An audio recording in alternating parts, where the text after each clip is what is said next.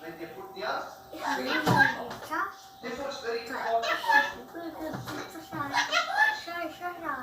In the Gospel of St. Mark, chapter 5, verses 34, we know about a woman who was suffering from hemorrhage for 12 long years.